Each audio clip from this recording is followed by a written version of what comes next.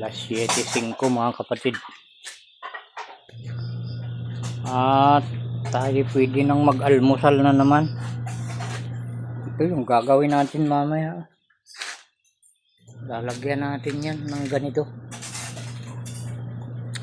Para pangpalakas ng preno mga kapatid. Sa ngayon, ito muna ating unahin. Ayan. Mabigat tayo kakabsat. Aksida tayo tika. Nay, nagdoble mit itlog kon. Nagbalin mat nga pattern kakabsat. Kasano ato yan.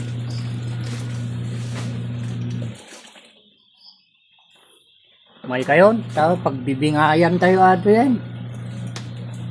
Ayan. Bawasan natin yung ating itlog. Masyadong over capacity na. Na ito. Dua. Ayan. Pwede na yan. Ito mga kapatid, di ko tikman kagabi ito. Tikman natin ngayon. Ayan.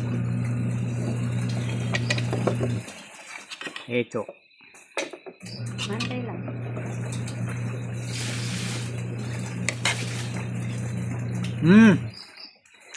Masarap pa yung itlog saka yung ang tawag dito.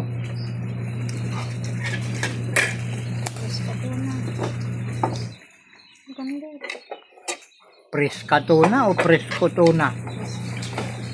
Presko ba o preska? Ay preska, babae, ibig sabihin.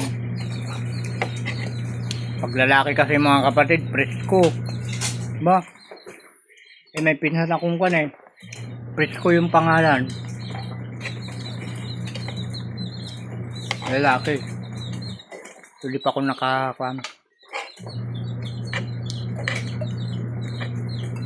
nakapikan na preska.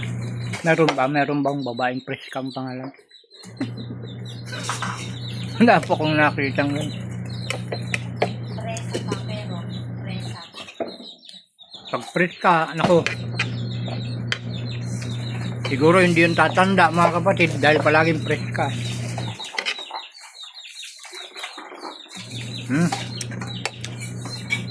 Wala mga kapatid.